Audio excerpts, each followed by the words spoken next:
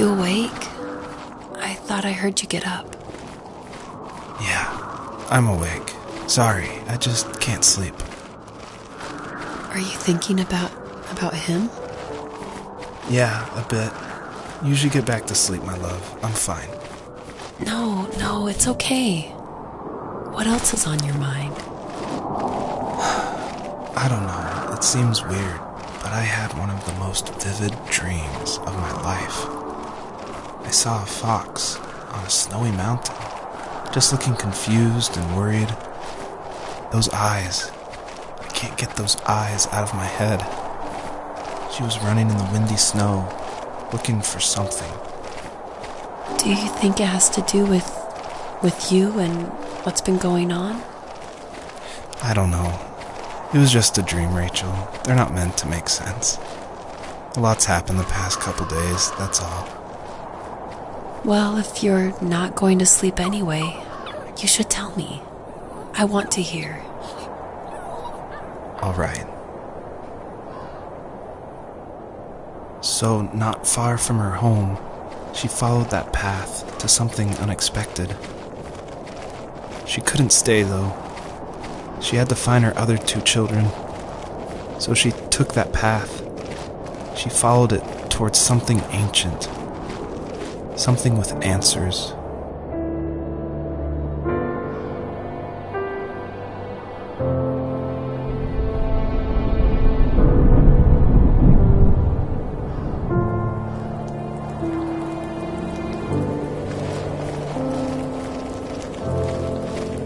The fox looked high and low, searching for any sign of her cubs. Points of light showed the way to this ancient tree. It was as if each one had a story to tell, all their own. The land was trying to tell my story, too. I felt like I was right behind her the whole time.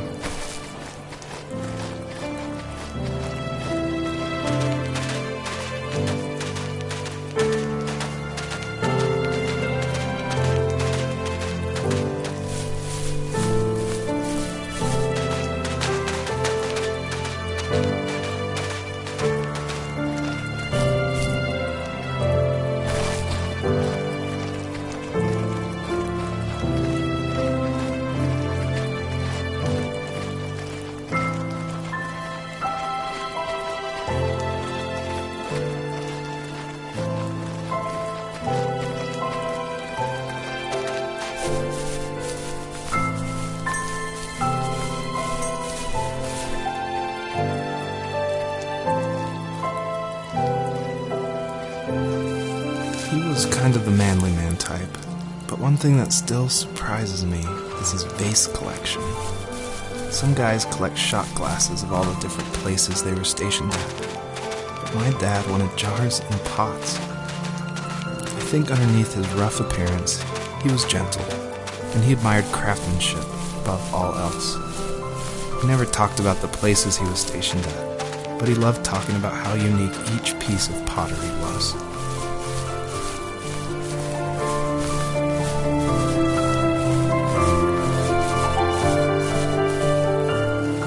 As a kid, did you ever do show and tell in your class? Yeah, I think I only did it once, when I was in the 4th grade. You know how my life was around then. I wanted to show my class what helped pass the time and distracted me, so I brought a dozen paper cranes I had made. I think I told everyone how badly I wanted to be a bird and fly, embarrassingly enough. Don't be embarrassed. Every kid wants to fly. For me, it was another toy from my dad, a wooden boat. I remember guarding it so carefully in my hands as I walked into class. When I sat down, a group of boys immediately made fun of it. They asked which trash can I found it in, or why an ugly log was my favorite toy. When I got up, I didn't even want to tell them my dad had carved it. I said it was a joke gift my friends had given me. Kids can be so cruel. Some of them are. I shouldn't have let them get to me, but it did. It's amazing we bounced back at all.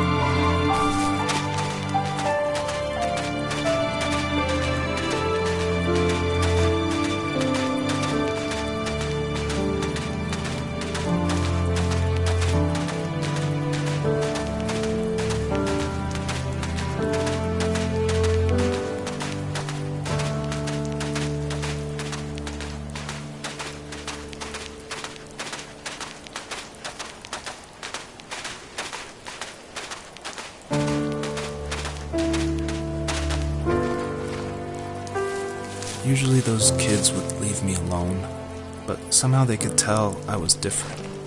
They made fun of how far away I lived. They called my dad a sourdough. I was a blabbermouth as a kid, telling my dad stories I made up for hours. But after that show and tell, I didn't tell him much anymore. He didn't know exactly what was wrong, but his best guess was that the toys he carved weren't cool enough. He carved me a tank and tried to tell me what it was like to be in a real tank as a serviceman. I didn't know your dad was in the military. Yeah, in the army. The sad thing is that I'd pretty much forgotten until just now. There's so much I still don't know about him. I'm sorry. He knows how much you love him. You're going to see him again soon and have some closure, I'm sure.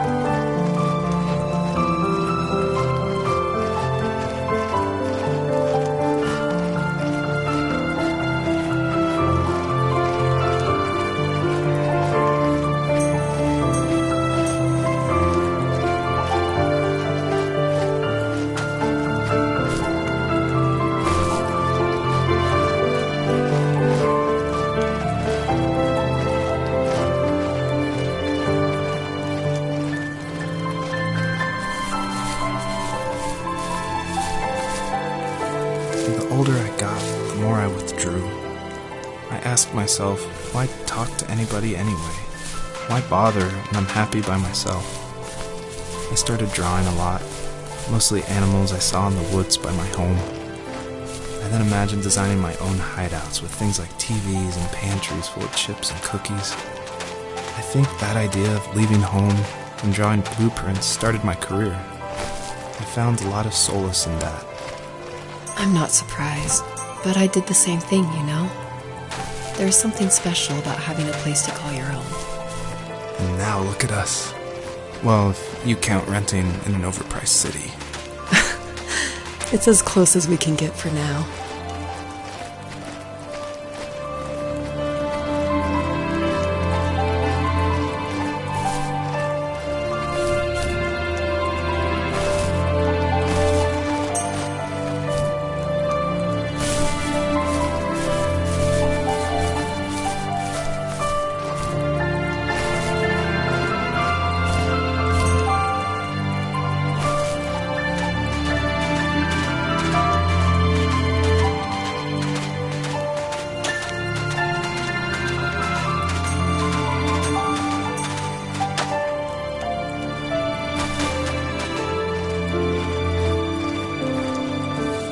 Do you remember what my dad did for a living?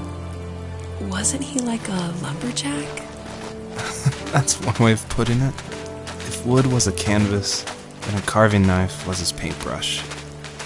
Even after working a 50-hour week, even after his hands were more splinters than skin, he would bring home the nicest piece of Alaskan weeping cedar and make me toys.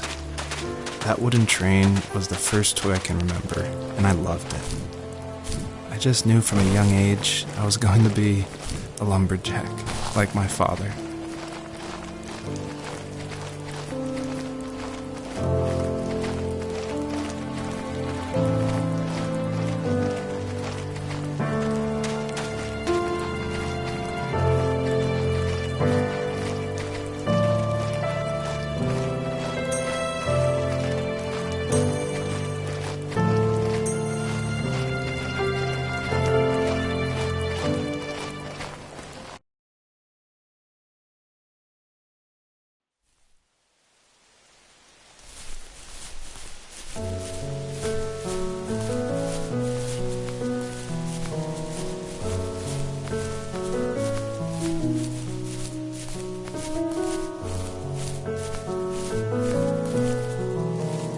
My teenage years were full of sketching, angst, and trouble. I wasn't popular or unpopular. Maybe just forgettable. I guess that gave me a sense of freedom, so I hung out with crazy kids, doing crazy things, even though I mostly just watched the chaos ensue. We did it all. Put fireworks in mailboxes, hide roadkill in people's garages, break windows of the barber shop in Anchorage. My dad was furious, but he was so busy working he couldn't do much to stop me from going out. I think being an adult means there's no one to stop you making hard decisions. He had to make a living, and he couldn't be in two places at once. Yeah, I realize that now.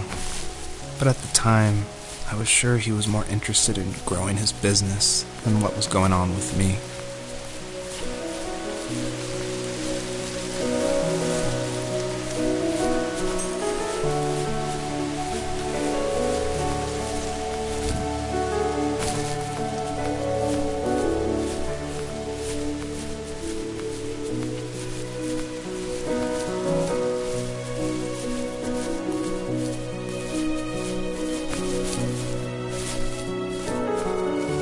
He was working another late night, and my friends were over, saying how bored they were and how they had come all the way out to my house for nothing. One of them mentioned how that old, ugly beyond belief truck was still in the garage, and how we should take it for a spin. I was only 15, so I kind of fought it for a while. The next thing I knew, we were careening around the mountain path, rocks spitting onto the sides of the cliff, while my dad's cringeworthy bluegrass blared out the speakers. I drove while my friends were in the back of that yellow and purple truck, throwing beer bottles and trash at anything remotely interesting. Felt like I was soaring in the air with borrowed wings. But all good things have endings. A cop outside of Eagle River pulled us over after he saw us in a bottle rocket into someone's yard. What followed was a long night of talking to disappointed adults and feeling smaller than ever.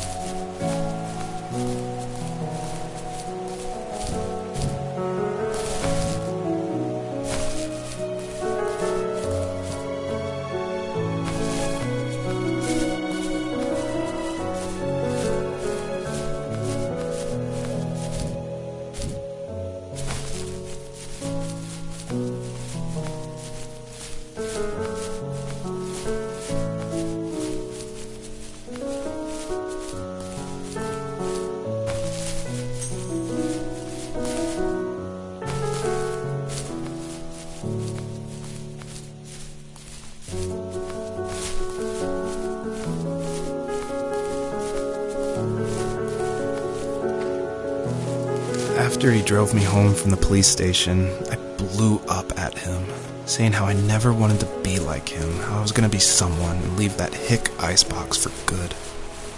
He just looked forward at the road with tired eyes. I took out that bluegrass tape from the cassette deck and chucked it out the window. In my sage teenage wisdom, I thought I proved the ultimate point, but my dad had a different idea. He slammed the brakes, slowly bowed his head while gripping the steering wheel, and finally looked at me. All he said, like it was a polite request, was, "Make this right." I sat there in silence, fuming, but I eventually got out and combed every square inch of the woods, muttering profanity after profanity. I found it 30 minutes later, near a small waterfall off the road. I went back to the truck, put the wet tape back in, and sure enough it worked. We didn't speak another word to each other the rest of the night. Wow, I knew you were a crazy teenager, but... It's hard to believe, isn't it? Surprises me too. It's like I didn't really know who that kid was back then. I bet my dad thought the same thing over and over. It's almost like he was saying, make this right to himself, more than to me.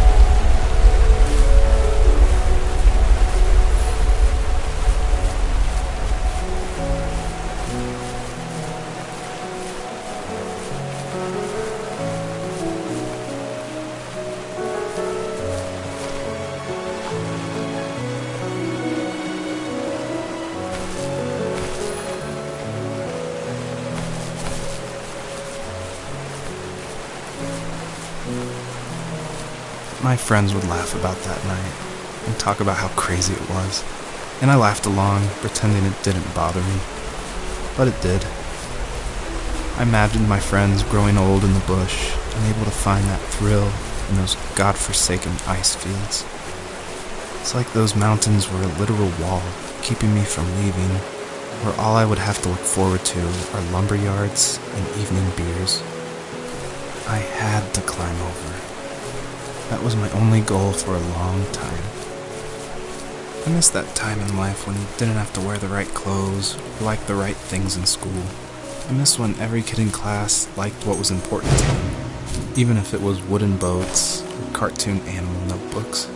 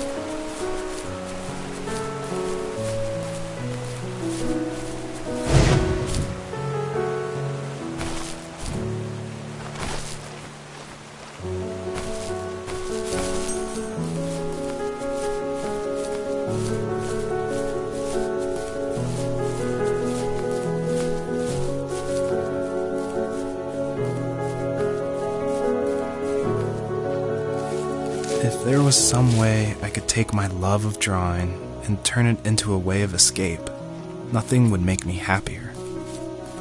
I wanted to create instead of tearing trees down.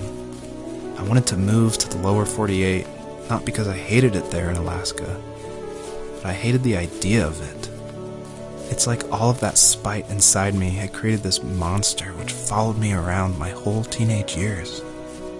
I put so much energy into doing what others didn't expect of me. Why did I do that?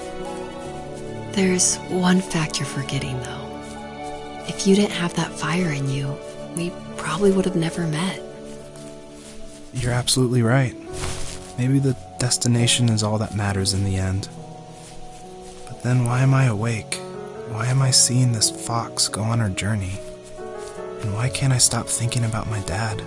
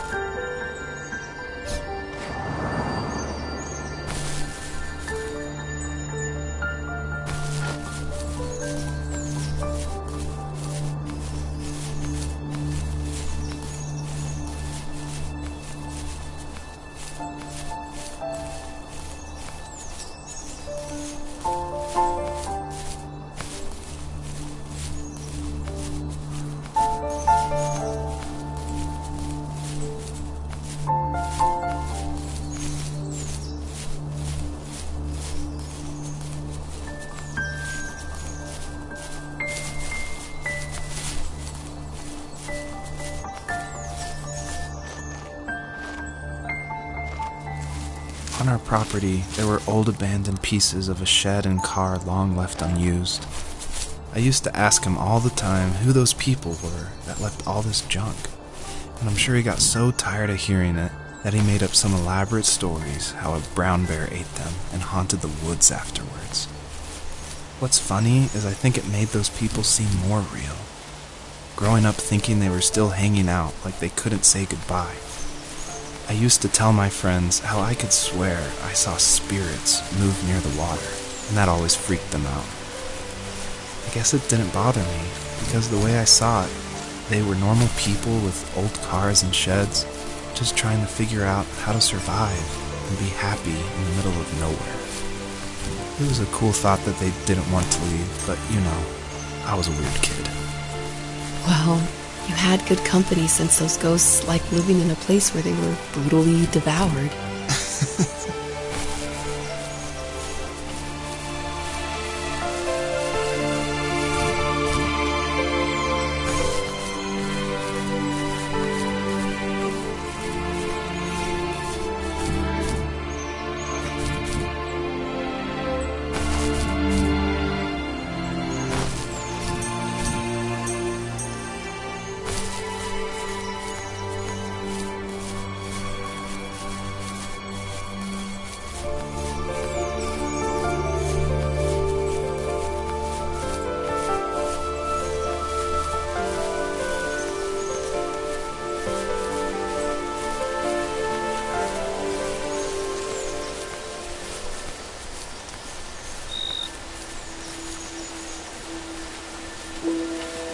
Even at my most distant, at the times when I detested him the most, he kept reaching out. For a year straight, he asked me every week when we were going camping. I thought he was just dense. Eventually, to shut him up, I agreed. We carried out the worn lawn chairs from the garage and set up a cinder block campfire at the site we'd always used behind the house. We walked down the mountain path, talking in the warm sunshine we only got a couple months of the year. Those 3 obsidian rocks shimmered alongside the shore, almost like sparklers pressed against a dark window. I'll never forget that wet stone on my feet, or how those massive mountains looked even bigger in the lake's reflection. I felt small, but grateful. As the sun set, my dad found something I hadn't seen for a long time. The tree where I'd made my first carving when I was 6. I hadn't even carved it. My dad had helped me, but I still called it my tree. Something about seeing my name there made me open up, and we talked about everything that night in that old camouflage tent. I told him how much I loved sketching and design, and how it would be a dream to study architecture in Seattle. I told him how I didn't get along with my friends much anymore, but that I didn't mind being alone. He told me he was there for me, and he joked that if all he had to do was write my name on a tree to finally get me to talk, he would have left me carved logs with novels on them in front of my room every morning. I don't know why it took me that long to realize it, but it was then I knew how much he had sacrificed for me. My dad built a lot of stuff in his free time. If he wasn't watching fly fishing or reading Tom Clancy novels, he was carving something. He made tons of birdhouses. Not that he was into bird watching, but I think he really missed working and adding on to the home. If he couldn't afford the time to build onto our own house, he would have to settle with watching birds move into their little homes. We kept an old mattress in the bed of that ugly yellow truck, so we would drive it deep into the woods and then watch the birds fly into their houses while the sun set. Usually it was accompanied by venison jerky or a cold Coke, but not a lot of talking, which is how we both liked it. My dad only had a few mementos in the house from his time in the army. One was an old photo of his platoon, and the other was a pair of framed certificates. I like to think he kept those things so he would always remember the people he served with, and remember he kept his honor. In his mind, every other memory wasn't necessary.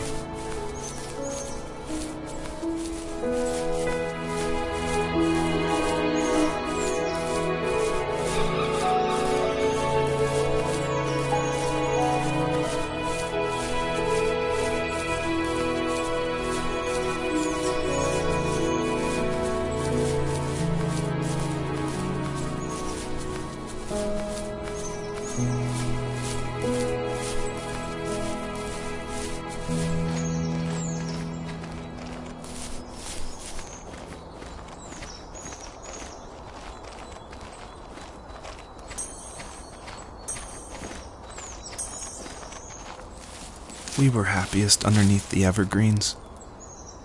We decided it was time to finally map out the hundreds of acres we lived on just to pass the time during the summer.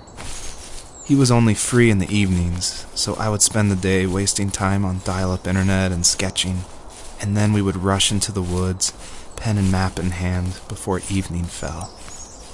Sometimes the aurora borealis would cast a cold green glow on the mountainside, and we would finish our route underneath a twilight sky.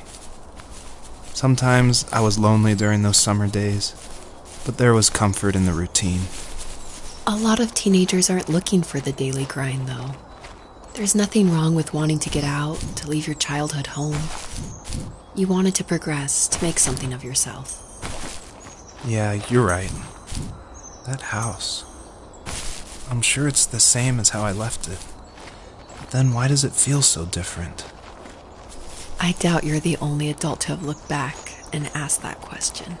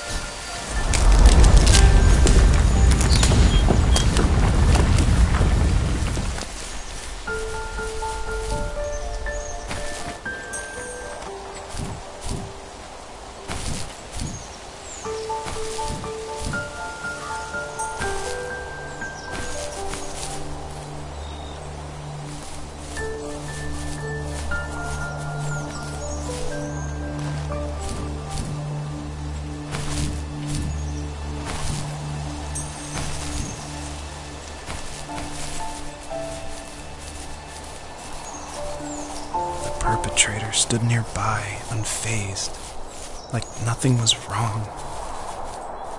My dad is dead, and he's never coming back, Rachel.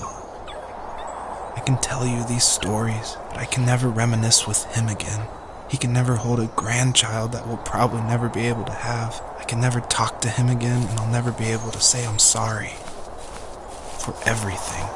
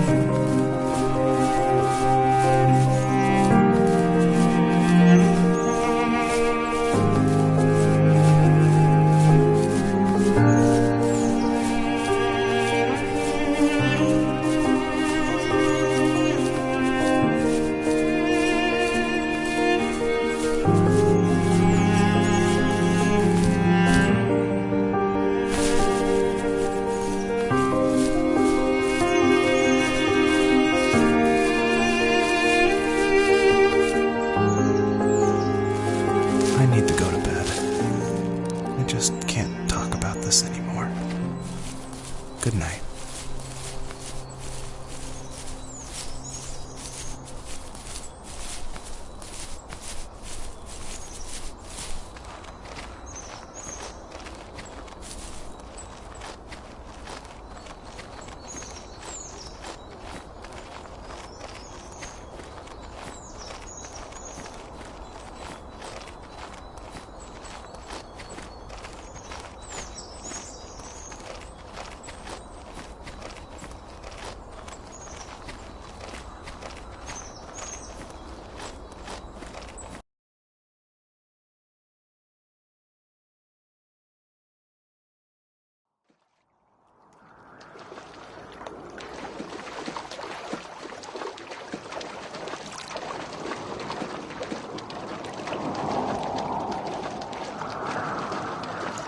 Joseph, you can't go to sleep feeling like this. I'm sorry for everything, and I know you need space, but I'm here for you. You don't need to feel so lost. Joseph, Have I ever told you what my mother was like?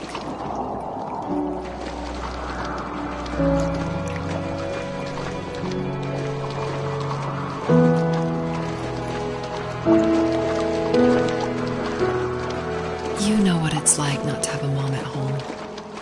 And you know how hard that made my childhood. What helped me was watching the birds in the morning before the school bus came. I thought that my mother was one of those birds, and it made me want to be free like her. My mom taught me how to fold origami cranes while she was in the hospital. So I told myself I would fold one every day until I could fly myself. I think we both have always loved animals, and for me that love started with a dog. Sometimes this Rottweiler would come up to our property line and wait at the fence for me, but only once in a while. I was sure to check every day immediately after school, and it usually ended in disappointment. I would even steal money from my passed-out dad just so I could buy these off-brand dog biscuits.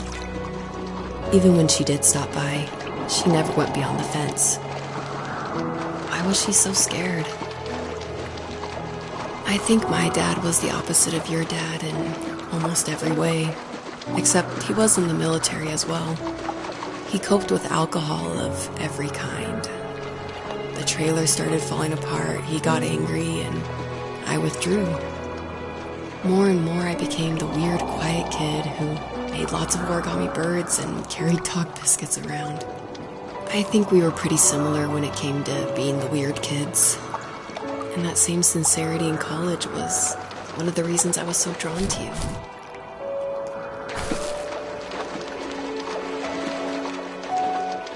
Life got worse and worse, and at one point, I really didn't think I could survive another day with my soul still intact. I had no real friends, let alone neighbors, since we lived in the middle of nowhere. I should have talked to my teacher, but I was scared what he would do if he found out. As I waited for the school bus one morning, I walked around until I found something in an abandoned shed. Something I can't put into words. I summoned courage I didn't know I had, and I broke into my dad's room and found the key to the shed where he had locked my bike. I'll never forget that feeling. The wind rushing by my ears as the sun rose over fields of wheat. I was flying for the first time. I biked as far as my legs could take me until I found a house that felt friendly, and that felt like home. Those strangers helped me in so many ways. And if it wasn't for them, I wouldn't have found my foster family. And if it wasn't for my parents, I wouldn't have met you. You have strength, Joseph, and you're not as alone as you think. It's all just so pointless. Just waiting for life to happen. It's like having the home I always wanted is cursed out of my reach. The thought of being a parent myself. How could I do that when I couldn't even be a good son? I'm sorry. I know what you're saying. I just don't know how things will work out. These quiet hours will turn into years. We'll wonder which roads passed us by. Then we'll forge a new road together. Besides, I discovered for myself that one fateful morning where any hopeful road leads to. There may be thorns and mist, but it always leads to the same thing. And what's that? Family. I'm so glad that you're part of my family, Rachel. And I'm glad you're part of mine.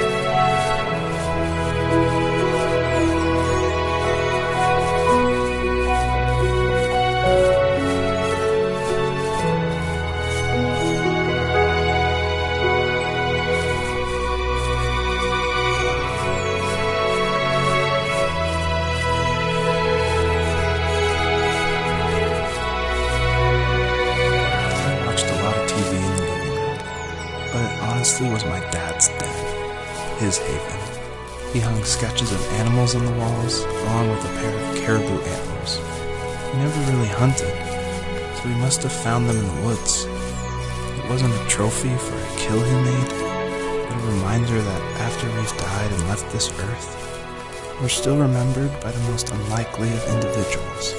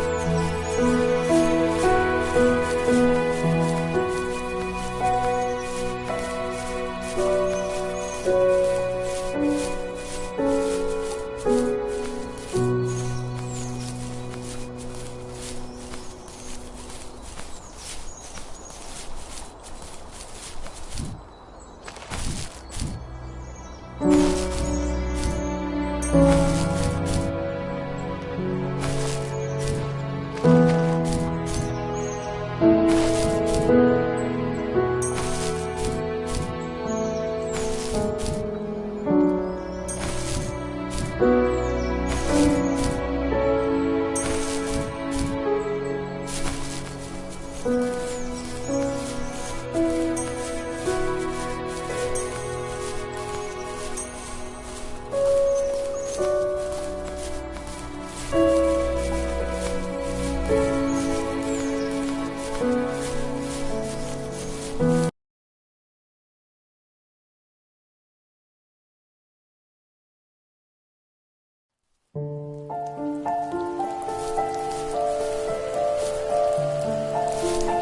fox knew her last cub would be waiting for her at the first tree. She was almost there. The rain cascaded onto the Jade Valley where the entrance to the tree was. Life was protected there, because that's where life began. It was now only a mother and a daughter left. Items from my life still dotted the ground as she moved closer to her destination and destiny.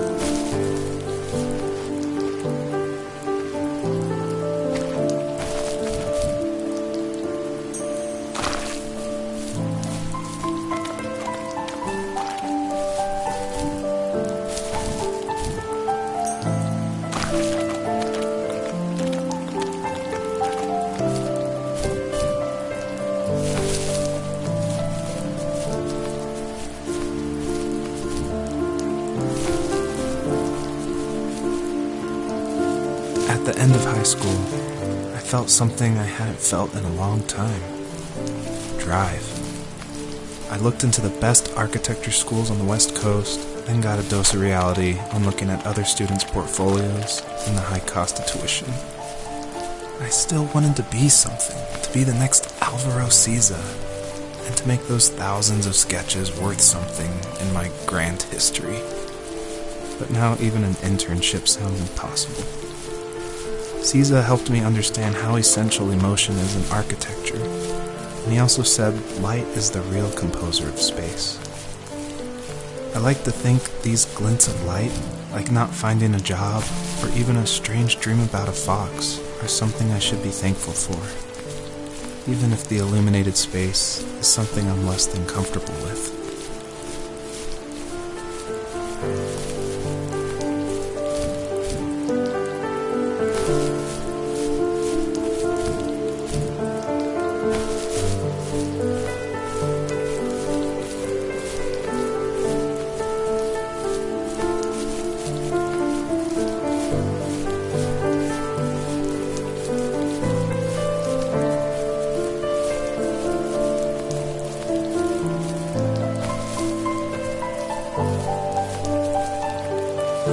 My dad was super supportive with my college plans, to a point.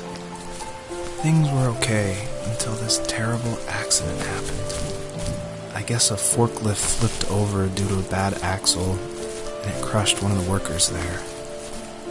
My dad didn't eat for days, even though he wasn't directly involved. It devastated him.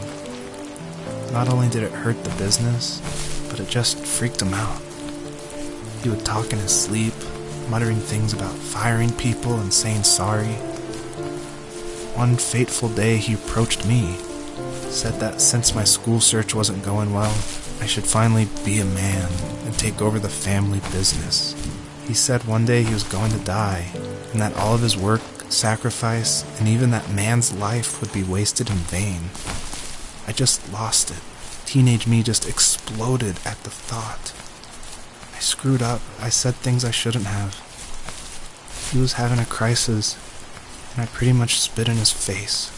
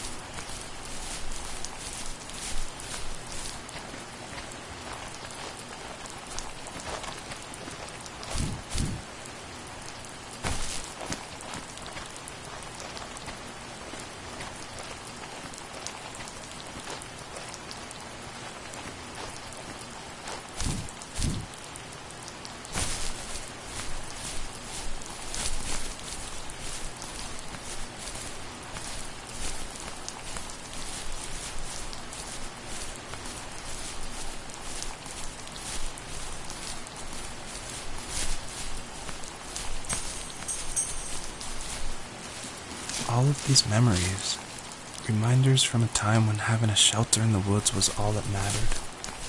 Now the house is a tomb, ready to be abandoned and taken by the elements.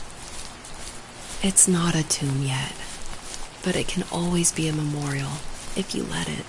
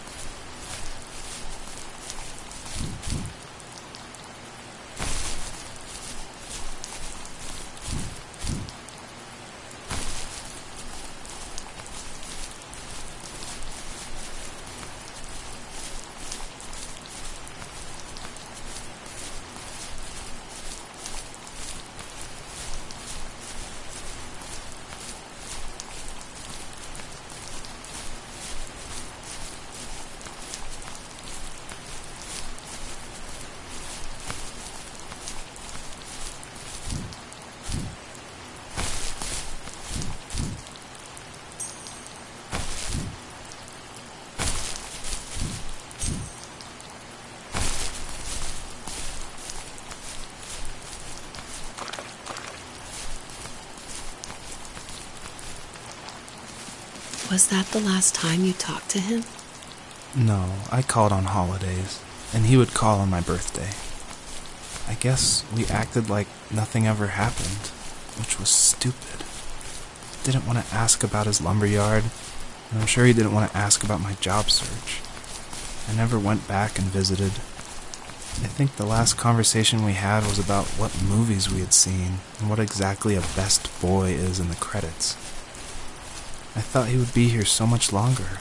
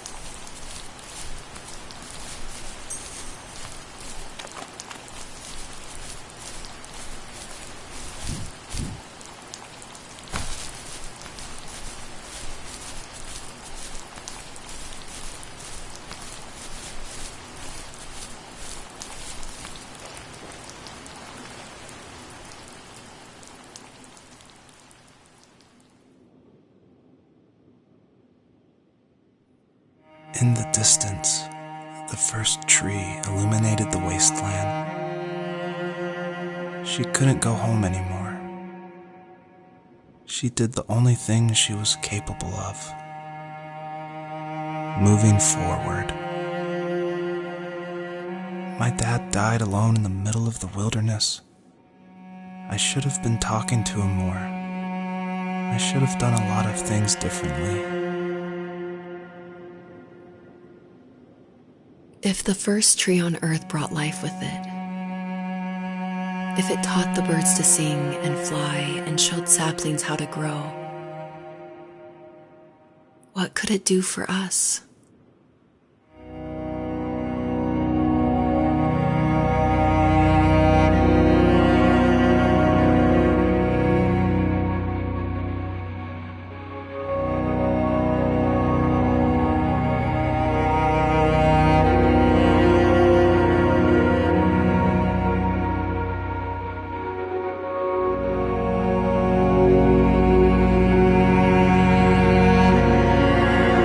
There was a letter I received yesterday from a name I didn't recognize, with a quote I can't stop thinking about.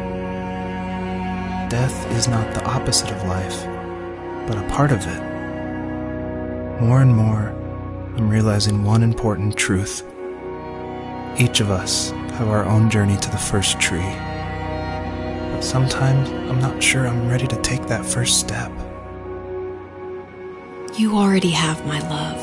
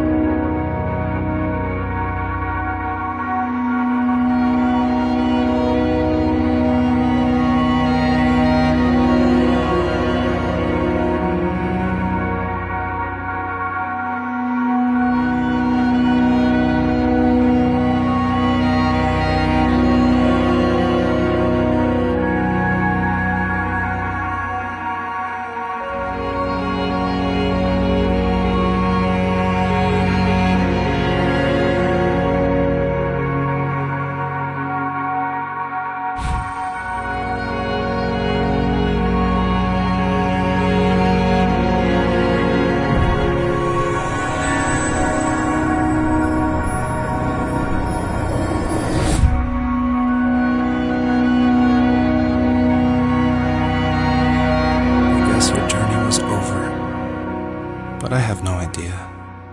It was only a dream, a distraction from tomorrow. I don't think dreams normally bring back to memory so many important feelings. Maybe it was just a dream, but it was also a gift. Yeah, I suppose. But tomorrow we're getting on a plane to the last place on Earth I want to be. The only person that would have made the trip worth it is gone.